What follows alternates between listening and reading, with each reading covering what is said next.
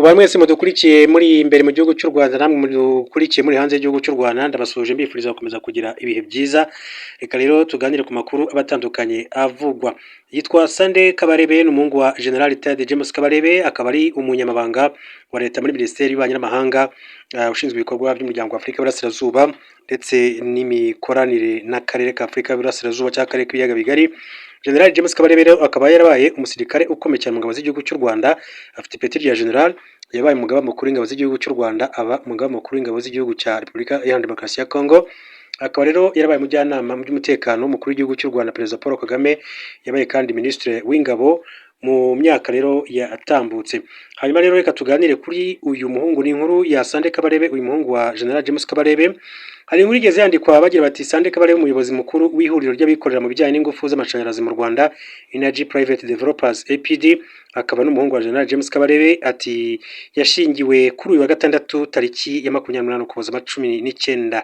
Hanyuma rero Sunday Kabarebe yatangiye gukora muri APD guhera mu mwaka wa 2016 ubwo yari ashinzwe imicungire y'ibikorwa by'umushinga Shell Foundation ukorana n'iryo huriro, aho yagize uruhare mu gushyiraho gahunda y'amashanyarazi adakomoka ku ngomero, kubaka ubumwe n'abafatanyabikorwa mu rwego rw'ingufu ndetse n'ubuvuzi bw'uru rwego.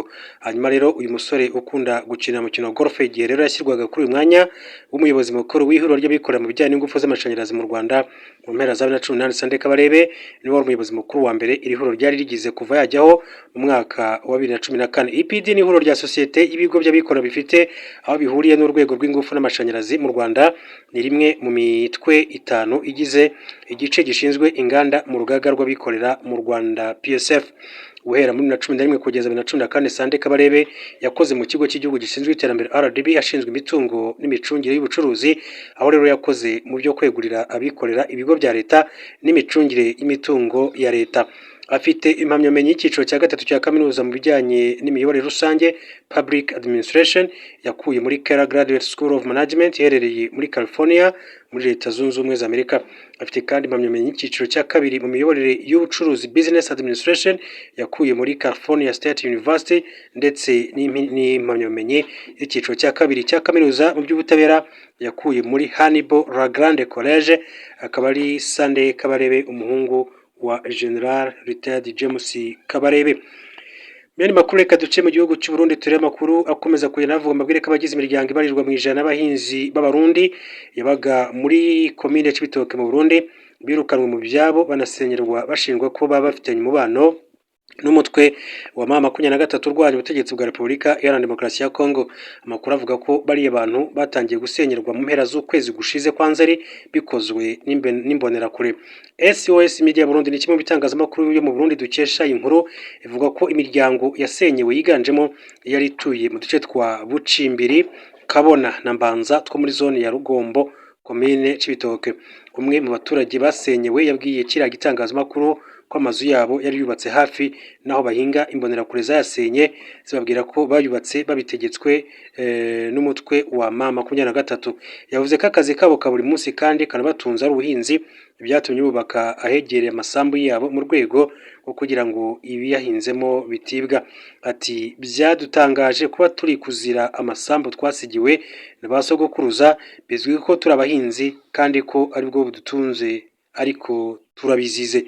Amakuru akomeza avuga ko abenshi muri abo bahinzi bafashwe bakanafungwa bashinjwa guha ibyo kurya abarwanyi ba M23, ndetse ngo hari na bamwe mu bacuruzi bafashwe bambukana ibicuruzwa byabo muri RDC bashinjwa kuba rero bari babishyiriye uriya mutwe. Bivugwa ko icyemezo cyo gusenyera bari abaturage cyafashwe nyuma y'inama yahuje umuyobozi wa komine ya Cibitoke n'inzego zirimo polisi ndetse n'igisirikare. Umuyobozi w'iyi komine Eroge Naje neza asobanura ko kiriya cyemezo cyafashwe kubera ko mu ntara ya Kivu y'Amajyepfo hasigaye hava abantu bitwaje intwaro bagahungabanya umutekano w'abaturage. Kuri ubu rero iriya miryango usibye gusenyerwa yanambuwe ubutaka bungana na hegitari 80, ndetse abayigize bagaragaza impungenge z'uko bashobora kugamburwa burundu kandi ari ubwo bisekuru byabo, nk'uko bakomeje babwira SOS Media Burundi. Mu yandi makuru reka mbabwire ko byemejwe ko abasirikare b'Ubwongereza basize babyaje abagore bo mu gihugu cya Kenya, Abanyakenya barindwi batsinze urubanza rukomeye cyane mu rukiko rwo mu Bwongereza, aho byemejwe ko babyarwa n'abagabo b'Abongereza bari bashinzwe ibikorwa bya gisirikare muri iki gihugu cya Kenya. aba baturage rero babashije kumenya basi ba nyabo bifashishije ububiko rusange bwa ADN DNA databases, aho byagaragaye ko 6 muri bo babyaragwa n'abasirikare ba British Army Training Unit Kenya BATUK, mu gihe undi umwe se yari umukozi w'isosiyete y'Abongereza yakoreraga mu gihugu cya Kenya.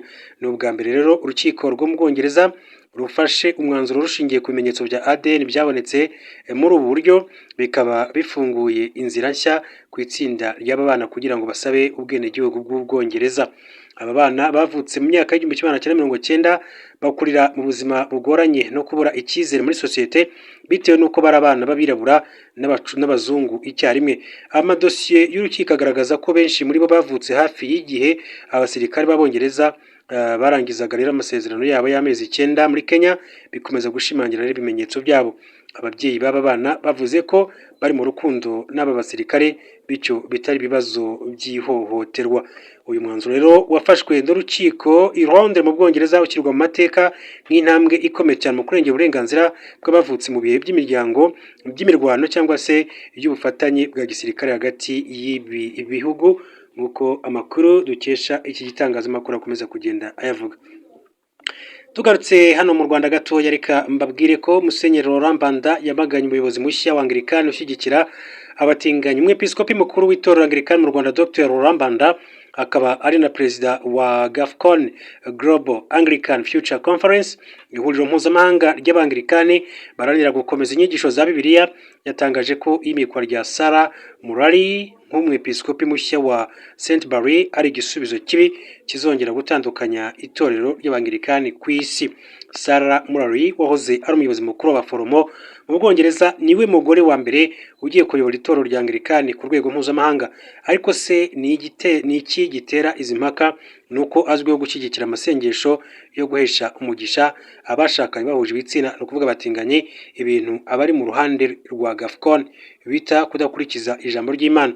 Mu itangazo yashyize ahagaragara ku wa gatatu tariki ya 3 Ukwakira, Mbanda yagize ati hashize amezi menshi dusenga dusaba ko hazatoranywa umuntu ushobora kuzana ubumwe mu itorero ryacu, ariko itorero ry'Ubwongereza ryongeye kwerekana ko yahisemo umuyobozi uzongera amacakubiri. Yakomeje avuga ko myaka irenga 150 ishize umwepiskopi wa St Barry yabaga ari umuyobozi w'umwuka n'indangagaciro mu itorero ry'Abanglikani, ariko ubu iyo nshingano yamuvuyemo. Dr Laurent Mbanda yavuze ko uhereye ku byo bemeje muri Kigali commitment yabaye muri 2023, GAFCON ntiyemera ko umwepiskopi wa St Barry akiri umuyobozi uzana ubumwe mu itorero. Ati twari twiringiye ko bazahitamo umuntu ushobora kuzana ubumwe, ariko ibyo ntibyakunze. Byongeye kuba ari umugore nabyo bigaragaza ko ubuyobozi bwa St Barry budashobora kuba ikimenyetso cy'ubumwe mu itorero ryacu. Archbishop Mbanda yavuze ko Sarah Murray yananiwe rero gukurikiza indahiro y'ubwepiskopi, aho yarahiriye kurwanya inyigisho zose zinyuranye n'ijambo ry'Imana. Ati ahubwo we yakomeje guteza imbere inyigisho zinyuranye n'ukuri kwa Bibiliya ku byerekeye ubukwe n'imyifatire bahuje ibitsina. Yavuze ko ibyo ari uguhabanya n'itorero kuko bikwiye ko itorero ryaha umugisha ibyo Imana yamaganye. Mbanda yatangaje ko GAFCON izasubira guteranira iyo Abuja muri Nigeria ku itariki ya 3 kugeza ku itariki ya 6 Werurwe 2026 mu nama yiswe G26 Bishop Assembly, kugira ngo bigire hamwe uko ukuri kwa Bibiliya kwakomeza kuba ishingiro ry'itorero ry'Abanglikani ku isi. Ati ubuyobozi bw'itorero ry'Abanglikani buzahabwa bahagaze ku kuri kwa Bibiliya n'ububasha bw'ijambo ry'Imana mu buzima bw'abantu bose. Yongeye kandi gusaba Abanglikani bose gusengera Bishop mushya. Ati nubwo ibi bitubabaje, dusenga ngo Imana yacu yose yumve ijwi ry'Imana nk'uko bivugwa muri Zaburi ya 95. Sarah Murray yashyigikiye ko abapasiteri basengera abashakanye bahuje ibitsina, ariko ntashyigikiye ubukwe bwabo mu rusengero. GAFCON ihuriro mpuzamahanga ry'Abanglikani baharanira gukomeza inyigisho za Bibiliya riyobowe n'u Rwanda, Nigeria, Uganda na Kenya, ivuga ko Church of England yaretse inyigisho za Gikristo z'ukuri.